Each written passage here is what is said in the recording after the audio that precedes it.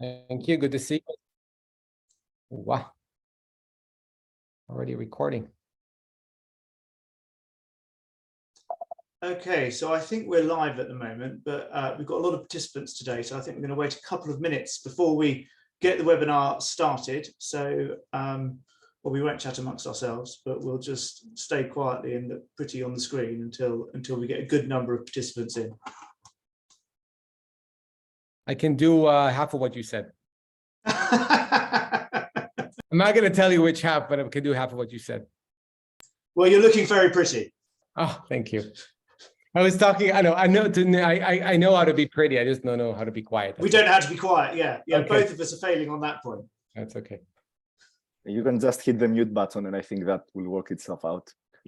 Where's the mute button? Where's the mute button? I can show you today's lovely in Tel Aviv. So I can show you Tel Aviv until everybody joins.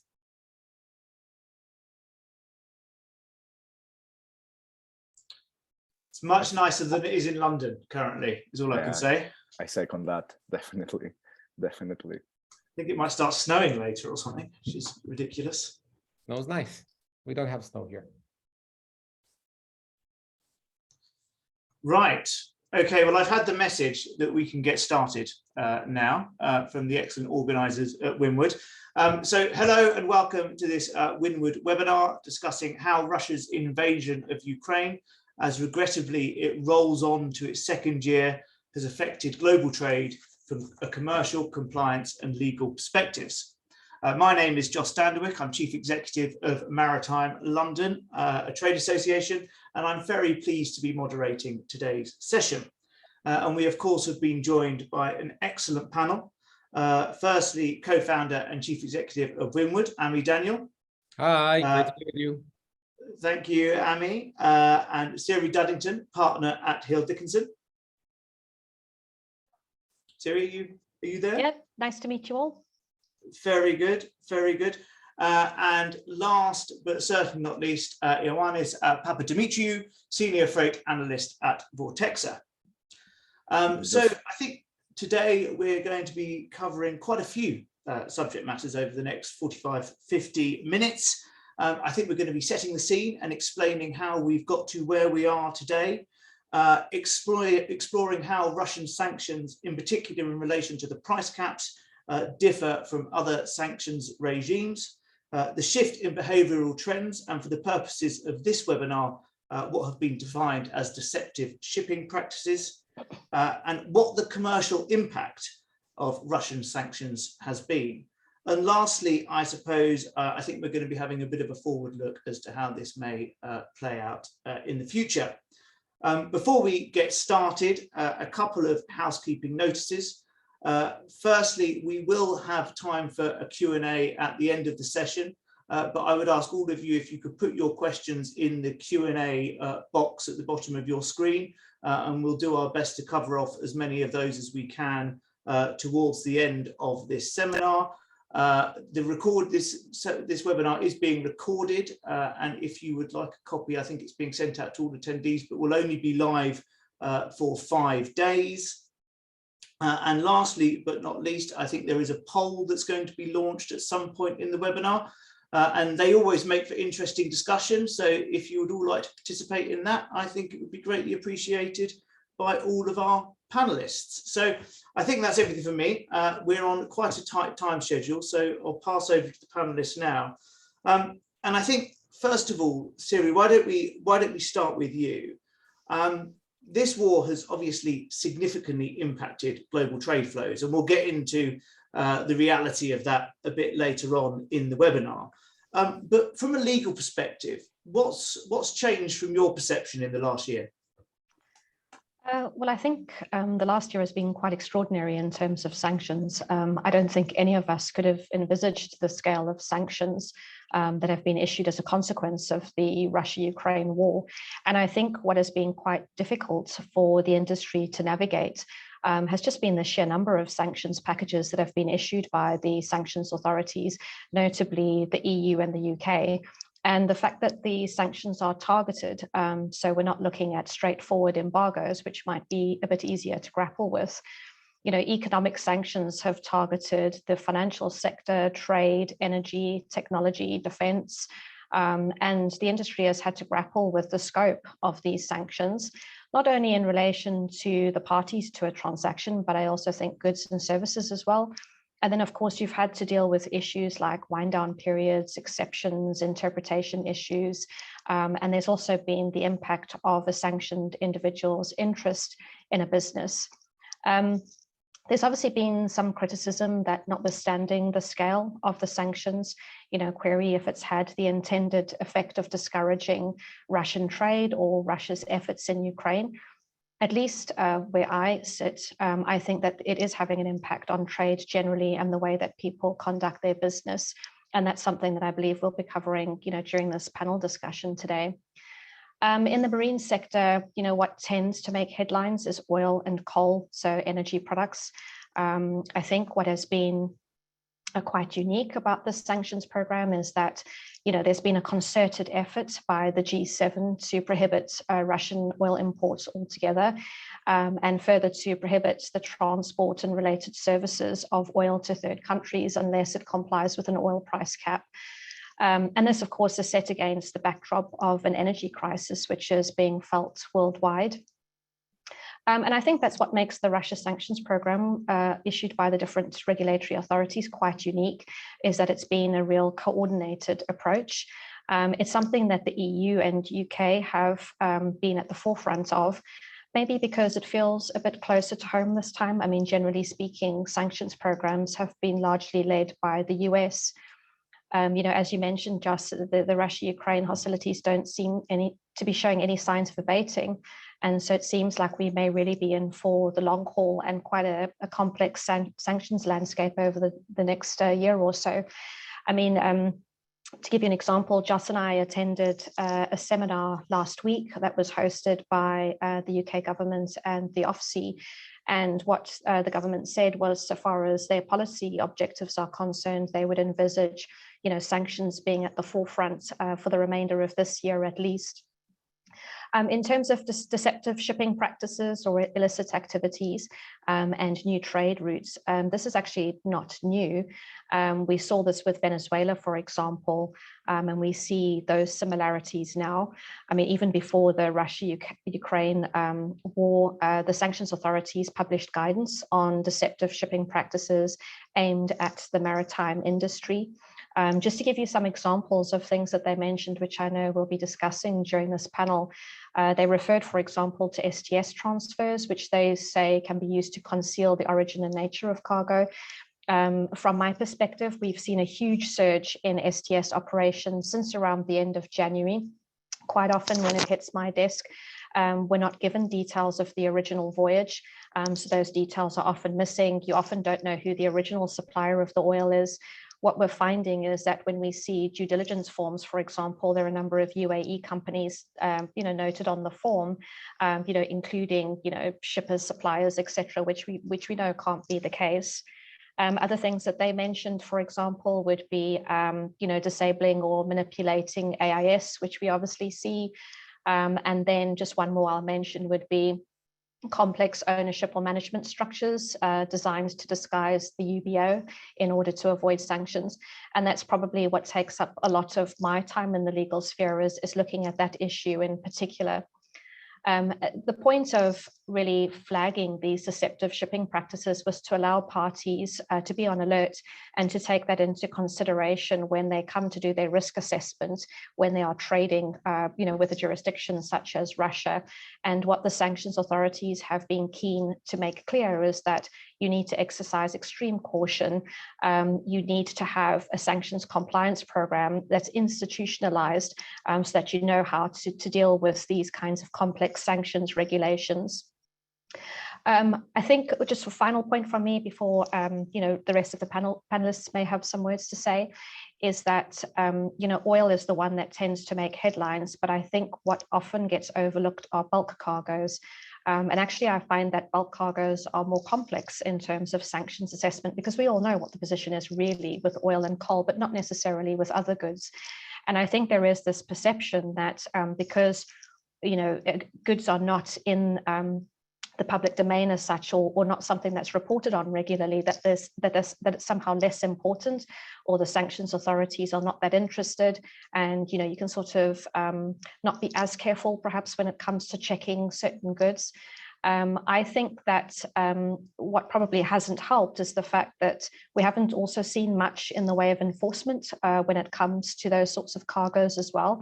I'll just make a couple of points about that. At the seminar that I attended was just recently, which I mentioned, the OFSI said that traditionally they haven't really considered things like designations and naming and shaming, but it is something that's on their radar, particularly where they grapple with circumvention of sanctions. And we will have seen from the latest sanctions packages that were issued by the US, the EU, and the UK that a number of entities and individuals were designated. So they obviously have their eye on that, including new entities that have cropped up on the scene in the UAE, for example. And then the EU is also considering implementing consistent penalties across member states to try and make sure that there is a degree of enforcement which will be consistently applied, so that you avoid that situation of people thinking, well, my sanctions authority is not necessarily going to hold me accountable, they'll sort of be on side. So I think against this backdrop, the rest of the panelists will perhaps add their views as well. And so I'll hand over back to you, Joss. Well, Siri, that was an incredibly thorough overview of some of the legal challenges that the Russian sanctions regimes have afflicted upon the industry. And I think we could almost base a whole webinar on that alone, to be honest with you. Maybe a bit later on we can explore some of the issues in terms of equivalence or alignment, however you want to define it, between the different sanctions regimes. But Siri, you touched on in that very thorough overview the commercial impact that the sanctions have had. And Ioannis, sort of moving over to you, I suppose. I mean, this is not the first time that the shipping industry has had to grapple with sanctions. I mean, namely, we've had significant sanctions placed upon both Venezuela and Iran in recent memory. What makes Russian sanctions from a commercial perspective so different, and why have they impacted on market dynamics to such a significant degree? Perfect. Thank you, Joss, for your question. Actually, that was a great response from Siri, which encapsulated most of the points. But focusing from a commercial perspective, especially on the tanker market, I think there are two main points as to where there are differences between the Russian sanctions and the past sanctions that we're seeing, and these are actually interconnected. So first of all, Russia is, like a huge energy exporter, and unlike Venezuela and Iran, its impact does extend beyond crude, like to clean and dirty petroleum products, as well as natural gas, though, of course, we did not see the sanctions on the latter. And the second point is that any discussion in the penalization came at a time where energy demand was quite high. And this was reflected, like in multi-year high oil prices. And there were many questions revolving around the energy security. And these questions were touted quite frequently. Hence, the EU, as well as, like the G7, understood the need that the oil from Russia needed to flow in order to be able to, stabilize oil prices and do not burden the end user.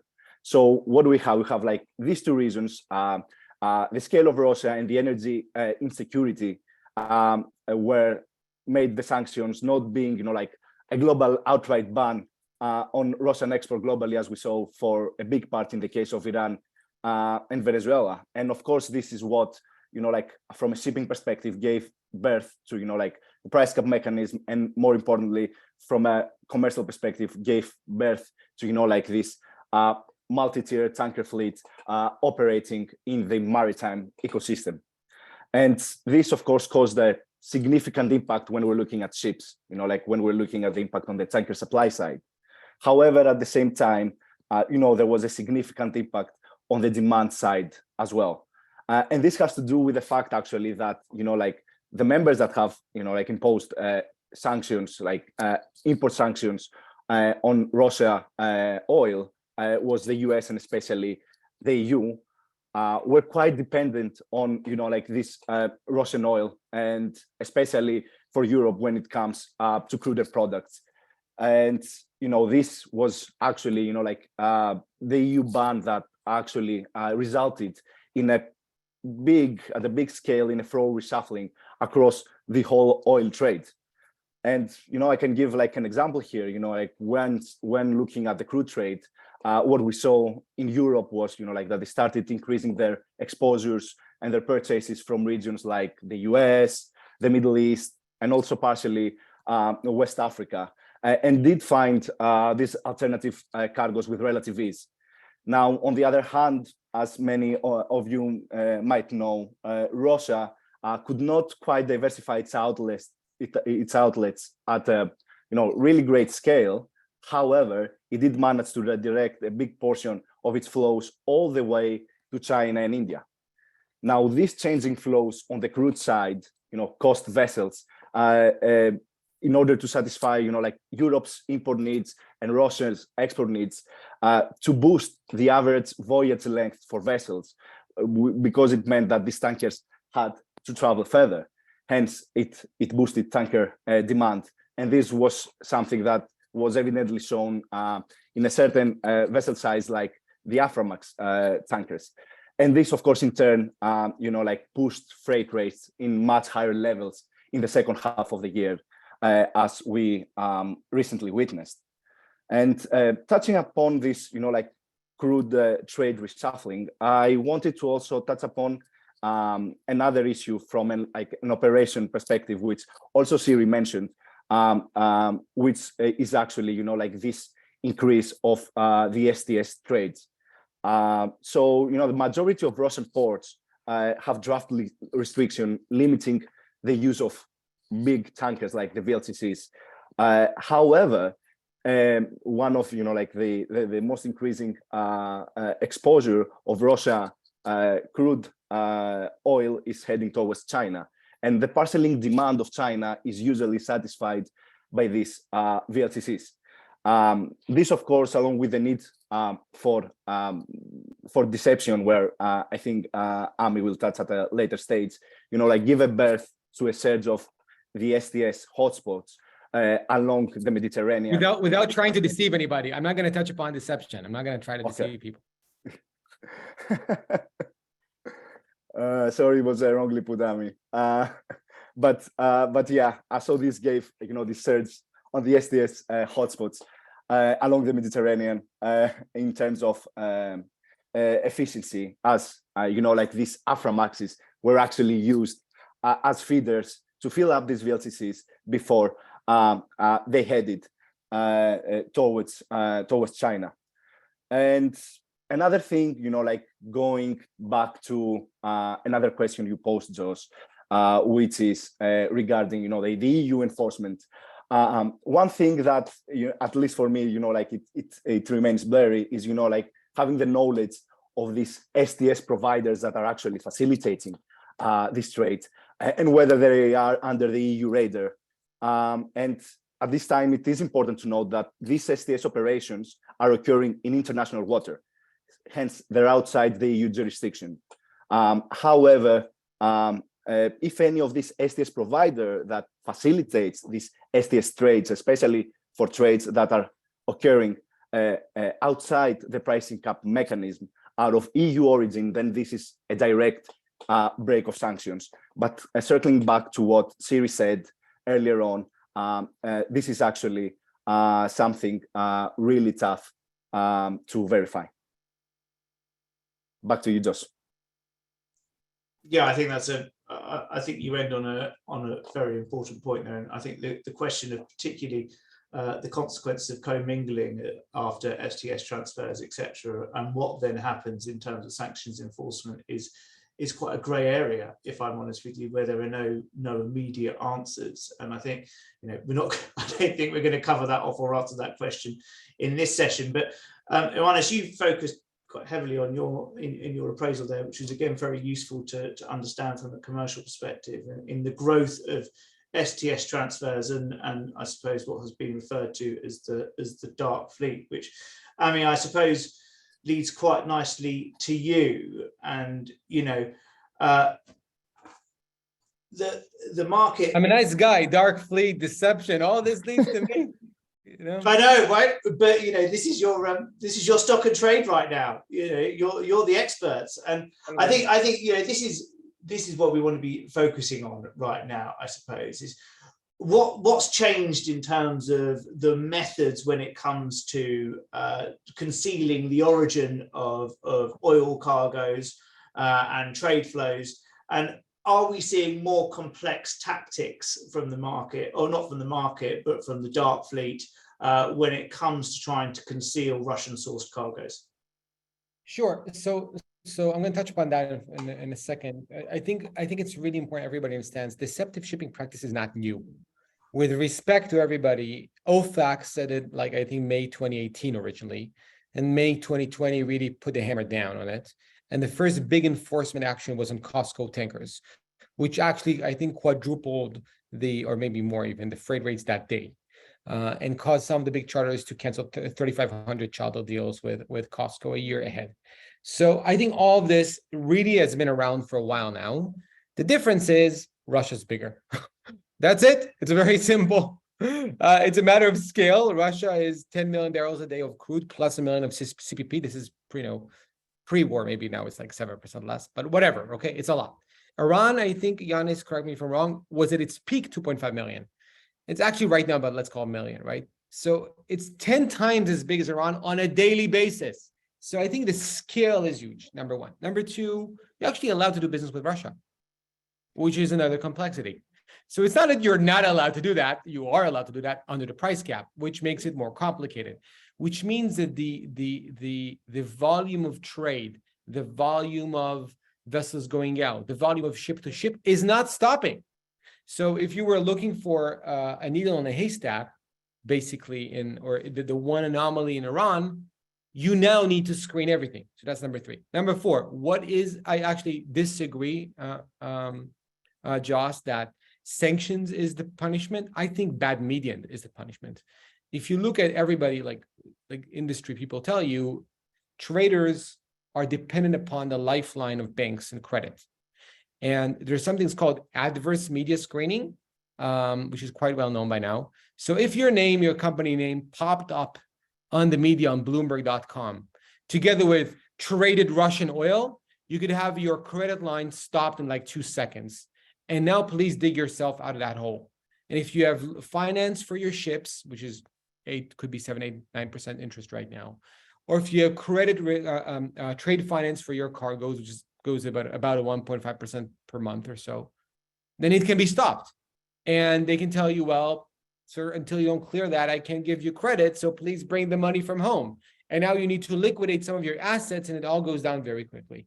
So first of all, I think that's the main risk. I don't know, Siri, if you agree or disagree with me, but I think it's much more likely that more of these will happen with the amount of journalists out there than a blacklisting. Siri, do you agree or disagree with that statement? No, I agree. And actually, we saw, particularly in the early days, and still now, certain companies and businesses disassociating themselves with Russian trade, because they don't obviously want to be seen as furthering, I suppose, Russia's program, etc. So a number have taken policy decisions, and some have gone so far as to publish that, in maritime, kind of media, to make it clear, that they're trying to disengage as much as possible. I'm smiling because of maritime media, or what's left of it. Anyway, so I think these are very important points in terms of hiding the source of these deals. First of all, I think we can learn a lot by going back for the last 2 years with Iranian enforcement, Iranian export activity. Our company broke on, I think it was the AP, and afterwards on two cover articles in New York Times, the fact that you have actually not everybody who's shutting off their transmissions is bad, and actually there are more sophisticated ways of doing it. Just look at a vessel called the Noble last week, and the daisy chain of events it was involved in, as we put in our blog, and you understand that that's not enough. And then my bet is that this is really the tipping point of the industry, because many people either don't screen deceptive shipping practices at all. I would take a guess, Joss, I would say 50% of the industry. That's my guess. It could be as big as 70, 80%, by the way. That's number one. Number two, even those that do have missed this event with Noble. So even if you've had some legacy product, by definition, you probably have missed it if you don't use AI on a day-to-day basis. So you can find yourself very easily in the newspaper. So, and I think that the right way to approach this is a constantly cat and mouse game, right? So if, let's say that Russian oil is, Yanis, at how much today? $50 Urals, right? So let's understand the equation, right? For Russia, it's 50 times 10 million a day, i.e., I think it's $500 million a day of revenue, right? For all the rest, it's one's trade. So do you really think Putin is not going to double and triple down on making that more sophisticated? So now that there's actually a proper ban and the wind down period is going to end at the end of March, I think whatever we saw until this point was child's play, because there's $500 million daily on the line on the other side. And on the other hand, you have hordes of not maritime business journalists and media trying to cover that and dig in the weeds of what did this ship do and what did this ship do, which, by the way, our company doesn't, we don't do that with the media by definition, but many other companies are looking for a headline of the FT says that this and this name and this ship or this and this P&I club did do this deal. So I think that's the right way strategically to approach it. And strategically, technology is there and it's exponential. And those of you who've seen the cases in Noble, it's actually quite complex. They're really smart and they're getting smarter. So I would expect more and more and more of that. And if you couple that together with a trading patterns change, and I like, Yanis, your comment about it's actually kind of loitering that Russia is doing. Loitering, I know it's the US West Coast, but still loitering, sorry, not loitering, loitering. Yeah. The US West Coast. That's what we're seeing. We're seeing loitering. Afra is taking crude from Russia, putting into VLCCs off whatever, and we put the stats out, 6,000% increase in ship-to-ship transfers in Ceuta. So this actually is getting very, very complicated, very, very fast. I hope, Josh, that makes sense with the few comments about my colleagues' comments. It does definitely make sense, and I think one of the ship-to-ship comments. One of the things that comes to my mind is that the price caps were designed, if you like, to continue a trade in Russian oil for particularly developing countries, etc. But from my perspective, what seems to be happening, particularly in terms of, let's say, blue chip operators, owners, etc., they're just saying that actually operating under the price cap for us is simply too complex, and we're self-sanctioning, so to speak. And as a consequence of that, and I think you mentioned a 7% decline in Russian oil exports on a daily basis, something like that. Now, as a consequence, 700% increase in Russian oil exports. Yes, yes. But with a 7% decrease, are we just fueling a growth in a dark fleet? And if we are, what are the potential consequences of that? And Siri, why don't I start with you on that question? Although you say that there is perhaps self-sanctioning, and I believe that there is, particularly with sort of the better known companies out there, at least from where I sit, there does seem to be quite a steady flow of oil trade. People are just making sure that they comply with the oil price cap attestation requirements, and everybody seems happy to rely on an attestation. Of course, it is quite difficult. I suppose making sure that the original party actually does have that price cap documentation and that it is being kept. One of the things that I wondered, for example, is that, Putin issued counter sanctions to say that oil won't be sold, to parties who are complying with the oil price cap, which made me wonder how then does the original party show that they are complying with the oil price cap, unless it is the case that the oil price cap is not really a deterrent. So I don't know to what extent it's fueling this dark fleet. I suppose maybe Yanis or Ami might have a better feel for that, but at least from where I sit, there seems to be still quite a lot of business, and people are just making sure, that they have the attestation to prove that they're on the right side of sanctions. I think from my perspective, and Yanis, I'll share that, and I know we've been working with Vortex on a document that's going to be out soon. I think the dark fleet is great, but it's not the only question. I think we moved from back in the day, which was like a year ago, you had two tiers of fleet. And I've been saying this, by the way, for 6 or 7 months now. There were let's call it the dark fleet, like the Venezuela, Iran guys, right? And they were like the good guys. Today, because of the price cap and the self-sanctioning, you have 3 tiers. You have the cleared fleet, the gray fleet, and the dark fleet. And what we call the gray fleet are the guys going back and forth, taking that oil under sanctions, or doing, I would say, going between the drops. And I don't think it's a good or bad thing. I'm just saying it's a thing, because you, as a ship owner, used to compete on 2 tiers. Now you compete in 3 tiers. Actually, and we've seen people moving between these tiers on a weekly and monthly basis. And I think that has repercussions on how traders and ship owners negotiate the rates on a deal basis, and also in supply and demand and vessel positioning, which is interesting enough, it makes compliance a much bigger factor in the day-to-day business than it was a year ago. I don't know, Yanis, if you agree with that.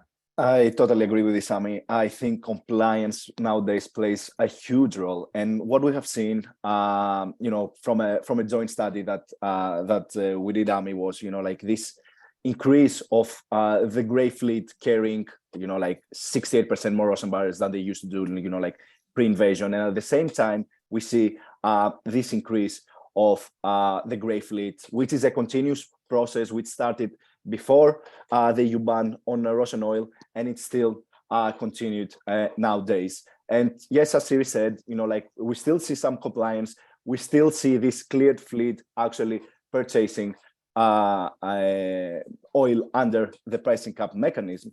But at the same time, we see this high increase of this gray fleet, if you like, this second tier. And we have concerns from EU-based operators, which might legally act upon the Russian business, that they might lose this Russian business when Russia becomes sufficient in in selling all of their oil and products out of the price cap. And this, of course, could have a really interesting implications on what will happen with freight rates, because as this gray fleet increases in volume, then you have a really restrictive legal fleet, let's say tier 1 fleet, and this could actually create a more volatile environment for freight rates, which could actually depending on vessel demand swings, it could swing freight rates up and down, and this could create actually big problems for the rest of the world oil trade. And at this case, I'd like to chime into that. I think, and in Syria, I don't know if your experience has been different. I think sanctions was predominantly US thing, doing looking at Geneva and the UK, and surprisingly, actually the sanctions, and you could see the US government go out yesterday or 2 days ago, whatever, with a big announcement saying, US companies, please honor Russia's sanctions. Now, I don't know the details, but obviously they have a reason to say that, right? If they have a formal statement, please honor US sanctions, probably they're not honoring US sanctions. And they had an announcement last week that's saying they're going to go after people who don't. So I think, interesting enough, if you take a step back, actually the US companies and the Latin American companies haven't really implemented a lot of sanctions like procedures, definitely compared to the UK or Geneva. And also, I would actually say that STS providers haven't, because why would they? Because they didn't trade with Iran, or they stopped trading with Iran. But when you're asked to work under the attestations and the price cap, that means by definition, you keep on trading with people who carry Russian oil. So actually, that's why I think that 50 to 70% of the market really isn't doing these checks. What people are doing is asking their lawyers, can you please run the name Joss and see if he's on a blacklist, which obviously he isn't, but that's an example. You're on my wife list for sure. And I think these whole deceptive shipping practices was a market leaders thing. Even if you had a platform, that was a market leaders thing. There are many people without platforms, and even also without processes, which is more important than platforms. So you could buy a platform, but if you don't have a process, what would you do with it? I think that's what we're seeing a lot from where we sit, is that people just weren't ready to meet this this new scale of sanctions, to be honest. So what we've been helping people with is to set up internal procedures to allow them to implement proper due diligence procedures, and to make sure that they're doing proper screening, to make sure that they have a program in place where everybody knows what they need to do. And I think companies are now having to grapple with that, and also to make sure that they have, even, for example, the right personnel in order to do that. People are now having teams, to sort out their compliance, particularly where they're engaged in Russian trade. So I think it's been a huge mountain for certain companies to climb. Also, this was a service they got from their P&I clubs or their lawyers, because you do this so rarely, these checks and these screenings and deceptive shipping practices. You could, it would have been cool to pay like whatever X dollars per screen for your lawyer or P&I, which absolutely makes sense. But if now this is becoming a thing you need to do every day for every one of your trades, I think it's a different scale. And that just wasn't the case until a month ago. Yeah, absolutely. So before, actually, I've noticed that even from where we sit, when the sanctions kicked off for the Russia sanctions program, a lot of work came our way, and we were doing a lot of due diligence. It was quite astonishing, the amount that was coming through our door. And that was because we were helping people out who just weren't prepared, for the kind of due diligence requirements that they now had to implement internally. Since then, we've seen different businesses develop their own internal procedures, to hire more people to help them, etc., and to put systems into place. So it has decreased slightly, but it still remains very busy. And I can't see that changing anytime soon. And I think that's something to say, sort of, that the industry's done well, right, Siri, in that, these are strict liability regimes, and, the evidence that I think you probably see, and certainly I see on my desk, is that people are implementing KYC and compliance check regimes at exceptional pace, I suppose. I think they are, but actually I think they have to, because don't forget, if they don't, you could find yourself in a situation, as Ami alluded to, that your banks walk away, your insurers walk away, and where does that leave you? So in some ways, it's a real necessity, for your business to keep going, because the repercussions can be huge if you don't. And I think people recognize that. And there's lots of layers to the due diligence as well. It's not just you as a business internally making sure that you're conducting your due diligence. All of your counterparties are doing the same to make sure that they're not somehow complicit with the trade, which is not sanctions compliance. And I think that's what the sanctions authorities rely on, that everybody in the chain or involved in a transaction does their bit, so that if something falls between the cracks with one, it won't with the other. So I think perhaps legal advice is just one small part of that overall due diligence process. So I'd like to suggest a perspective that I think is maybe misunderstood, little understood, not sure misunderstood. So most people don't understand what is correspondent banking. I think it's a really interesting and important concept. So let's say you have a bank and they finance your deal, and that bank is in Dubai, right? Oftentimes, they would still work with a Citigroup or a JP Morgan or one of them, because they need to do the business with another bank, and they might not have a relationship with that other bank. So they would go to Citigroup to broker a deal, right? Citi is an example, right? Just taking that as an example. One of the big trade finance, 10 trade finance banks. And these banks are also required to screen a transaction. So we met a very big company, multi-billion for sure, hundreds of billions, if not even more, in terms of market cap, that picked up a cargo from a ship-to-ship transfer and ended up trying to sell it. Now, the bank picked up one of the vessels that was the origin of that cargo was actually a high-risk vessel and probably involved in Iranian trade, and they blocked the financing of that. So that company ended up being unable to sell that cargo onwards, and still waiting at a tank on shore in some port, whatever. That means they have $80-90 million of cargo still sitting there right now, waiting to be cleared. It could be a year, 2 or 3 until that happens.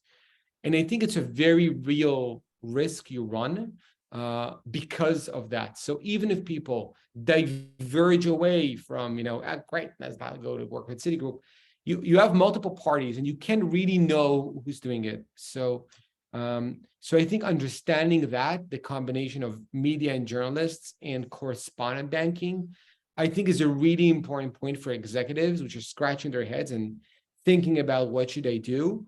I think the one question I would lead is, what is your reputation worth for you? And if it's not worth whatever, 20, 30, 50,000 bucks, great. But if it is, maybe you should go about it, I think, in a systemic way. I think that's quite an important point. Just to make one point here is that quite often we get asked the question to say, well, there's no EU nexus in this particular transaction, therefore we don't have to worry about EU sanctions. But what you tend to find is that there is always some kind of EU, UK, US nexus, whether you like it or not. It's very hard to escape that. And that's what makes this coordinated approach quite powerful. People will forget, for example, that their insurance invariably goes through the EU or their reinsurance or something like that. So there is always that nexus to sort of catch you. That may not always be obvious when you just look at a due diligence form and see, you know, the parties involved and all of that sort of thing. Even the flag of the vessel might be a trigger point. So I think that's also important for people to understand. And I think that this leads into one of the questions that we've had from the floor, in that, you know, even if traders are based outside of the scope of G7 sanctions regimes, one assumes that if those trades are settled in dollars, then they are still within the scope of sanctions, and therefore still within the scope of those trades being blocked by US banks. Is that a fair appraisal?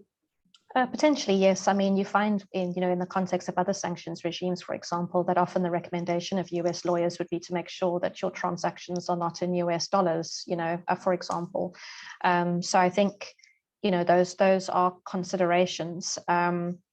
I tend to find actually that most companies that we deal with, whether there is a nexus or not, would want to make sure that they're on the right side of US, EU, and UK sanctions where possible, just that they're not tripped up in some way. And like I said, quite often it doesn't seem obvious, but it can be. Amy spoke about a correspondent bank, for example. You just don't know who's behind the scenes and may be caught.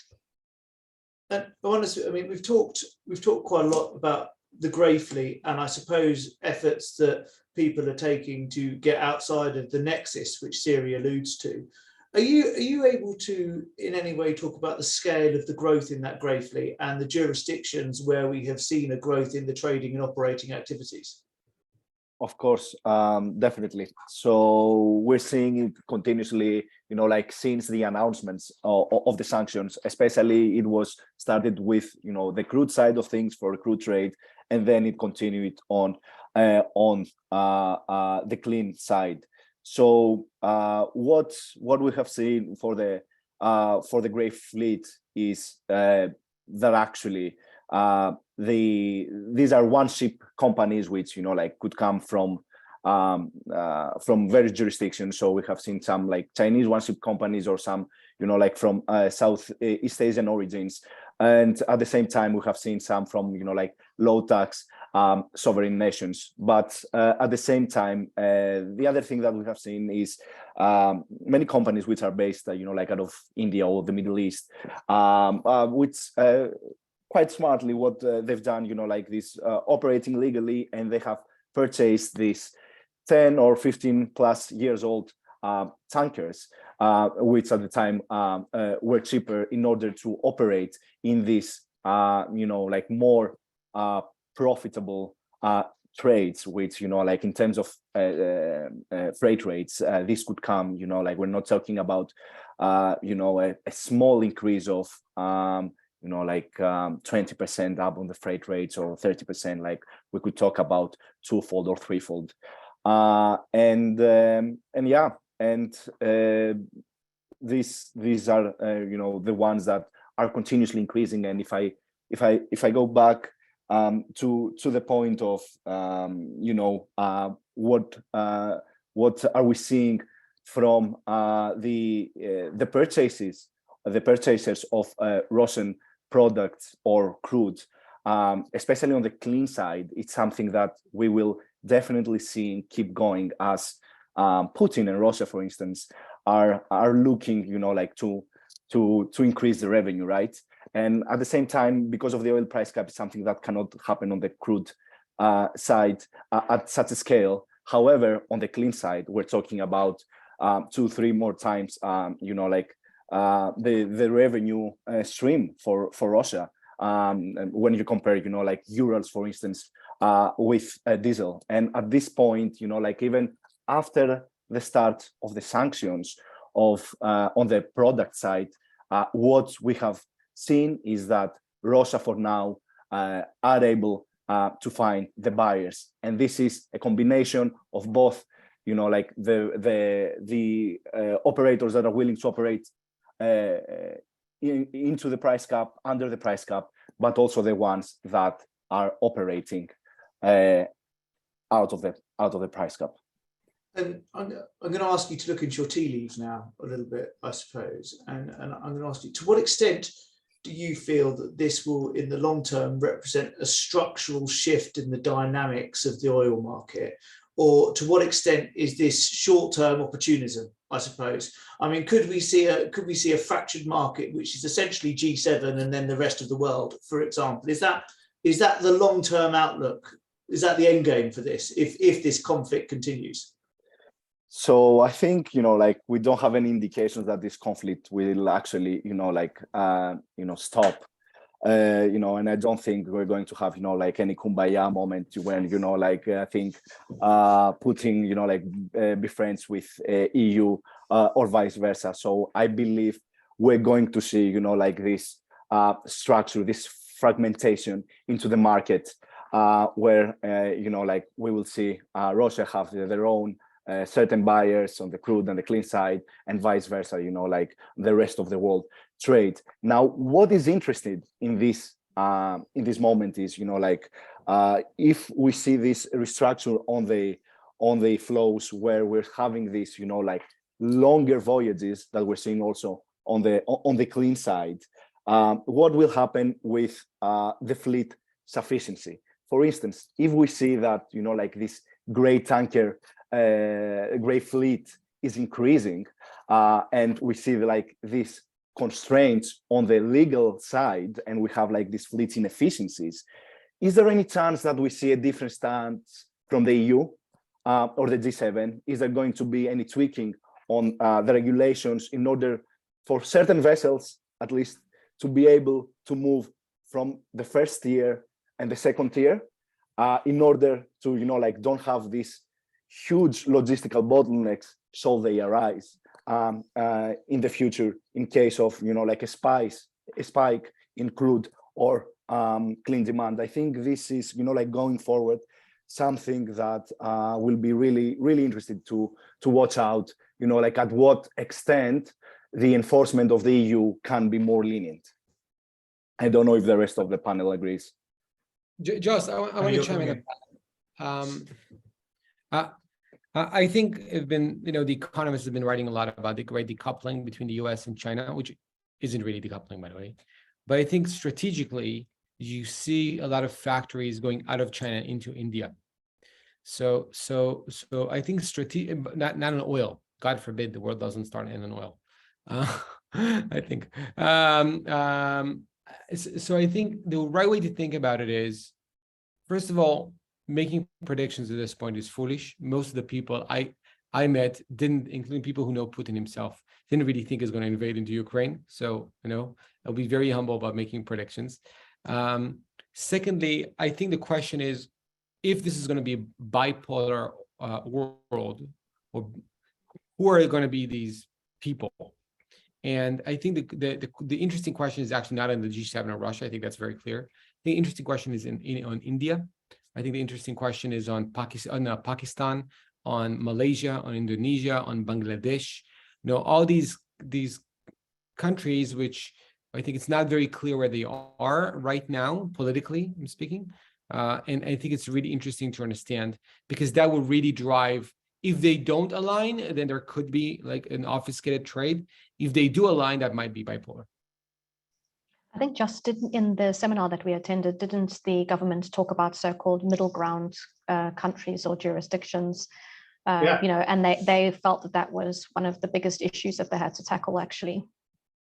Yeah, the middle tier countries. That wasn't the definition that the government used, but I think absolutely, and I think in terms of the shipping industry, as Ioannis has alluded to, that presents a genuine challenge in terms of compliance, is that, you're seeing significant growth in terms of tier 2 operators, for want of a better term, setting up in jurisdictions that are outside the scope of existing sanctions regimes. And we as an industry have got to think about how we deal with that. And I think, as you rightly say, Siri, it's something that the UK government, and I'm sure other jurisdictions, are giving considerable amounts of time and energy to, thinking about what sort of oversight they can have on those middle tier countries, for want of a better term. But I'm very conscious that we've got 8 minutes left, and I think we've done an exceptionally good job of actually covering the short-term implications, the consequences in terms of market dynamics, and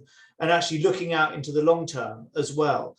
But I think we should spend, and just looking at some of the questions coming from the floor as well, I think we should spend the last few minutes just talking on a more of a practical basis in terms of what shipping stakeholders should do, the sorts of processes that they should adopt to try and ensure that they are operating in a compliant manner, understanding the inherent challenges that are existing there.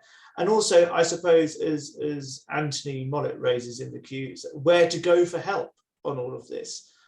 Siri, why don't I start with you on that question? Well, I think the starting point, I'm always banging this drum, is having a proper sanctions compliance program, also because it's your first defense, really, to the extent that there is an inadvertent breach and you have to engage with the sanctions authorities. No one is going to be hugely impressed if there's a breach, and that was because you didn't have a proper program in place in terms of due diligence. That's something that you can do internally. You can, of course, also reach out externally to law firms, etc., to help you to put that compliance policy together. And within that policy, it would set out your processes, how you onboard your clients, customers, what sort of procedures you would put in place, dependent on the specific trades that you undertake, jurisdictions that you're engaging with, parties you're engaging with. There are different ways that you can do that. Some prefer to work off of what they call a traffic light system in terms of risk assessment. Some like to use sanctions grids, for example. So different ways that you can tackle that. I think it's also making sure that you're liaising frequently with service providers, so with your banks, with your insurers, and all of that sort of thing, who are also additional support. I think also making sure that you're keeping abreast of the regulations and industry developments through seminars like this, and through different publications and things like that, so that you're keeping up to date with that. Making sure that you have dedicated personnel to help you with your due diligence processes as well. I mean, it is an enormous task, to be frank, simply because, as I said earlier on, the scale of the sanctions, particularly in relation to Russia, is very difficult, to sort of comprehend, to interpret, and to apply. So it does take a bit of a team effort. So I think your starting point is sanctions compliance program, which will set out all of your due diligence processes, make sure that you're following those, and you can obviously tailor them depending on your risk appetite assessments and all of that sort of thing. So I think that's probably what I would say. I'd like to add something from a CEO perspective. I would tell you one thing: that's ownership. Understands who owned this problem. That's it. Like in my company, in our company, if something is important to us, I know who's the owner. Something doesn't have an owner, it doesn't get done. So usually, by the way, it's either the CFO or the GC who owns that. But even if you don't have a GC, the CEO can own it, or the person who handles claims or insurance. But make sure there's an accountable person, that part of their day job is to figure this out. Otherwise, you don't stand a chance, really. So I think that's what your program does. Actually, it identifies a sanctions compliance officer who has a direct line to senior management, and somebody who would really be tasked, with this responsibility. And I think that that's very important, and something that, a sanctions authority would want to see, proper checks and balances within a company. And Amy, I mean, Windward provide platforms for due diligence, KYC, sanctions screening, etc. And I think you may have already answered this, but I suppose the key is that you can invest in the platforms, but you have to embed those and make sure that they're being utilised properly within that wider compliance framework that Siri has alluded to. Is that fair? I think from our experience, by the way, we build maritime AI technology for multiple verticals, but this answer is the same for every vertical. You, as an executive, you have two options. Either you have a process in place or you don't have a process in place. Even, by the way, if you track containers, that's the same. You either have an automated way to track containers or you don't have an automated way to track containers. So here it's the same. So the first question is, do you have something in place or not? I guess that's the starting point. Once you have something in place or not, I think that can guide you. I think, again, our experience has been that by now, getting people up to speed can be done in a week. It's more about the kind of accountability of the executive team and the understanding of an executive team. We have people we onboarded in a day.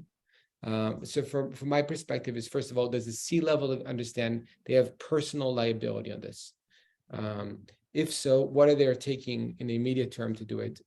I think of this like insurance. Would you drive a car in the road without insurance? Car insurance? Probably not. So if you're driving, if you're trading, if you're bunkering, if you have a ship-to-ship operation, and you're not using any platform with any process, you don't have insurance. And if it doesn't have any AI embedded in it, then, you probably buy the cheapest insurance you can. So you might end up saving money this year, but chances are, with the amount of scrutiny that happens, is that this can blow up really quickly. And actually, we haven't said it, but beyond the Maersk Tankers event that has been broadly published, there were 3 other vessels stopped at ports 2 weeks ago by the EU. There were 130 companies that OFAC blacklisted. They sent another letter warning everybody, and OFSI said it the same, and the EU said they're going to build an authority just for this. So whoever's thinking there isn't enforcement, with respect, I disagree. I think we've seen the tipping point last week, and now it's going to escalate very quickly. That's my personal assessment. And just looking at the chat, I think we've actually done an exceptionally good job at answering a lot of the questions coming out of the chat. But one thing, and we've talked about the 3 tiers that particularly the oil market is dividing itself into. But one person asked, and it's a very good question from a very practical perspective, what's the difference between what we define as the grey and the dark fleet? I don't know who would like to field that one. Ioannis, would you like to have a crack at that?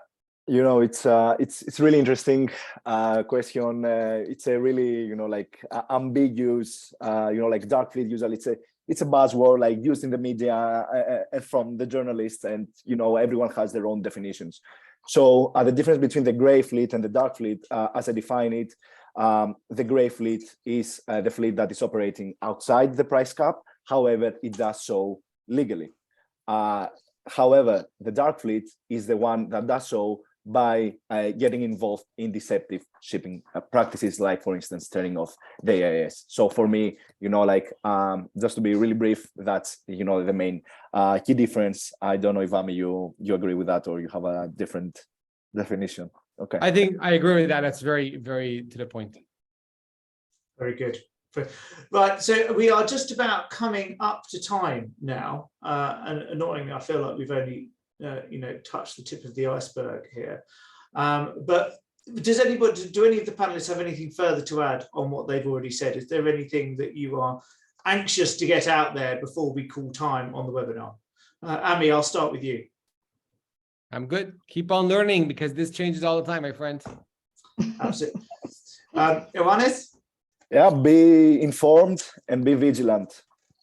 Siri? I was going to say it's never too late to put in place good processes to help you. So don't feel that, a year has passed and, feel overwhelmed by things. As Ami said, you can have a process put in place quite quickly to help you and again, give you peace of mind. So, reach out to people to help with that. Well, listen, thank you all for your time today. I think it's been a really excellent webinar and a productive and informative canter through where we currently are in terms of sanctions policy and the commercial implications of that. And I think you've all summed it up perfectly, right? Obviously, you need to put your processes in place, etc.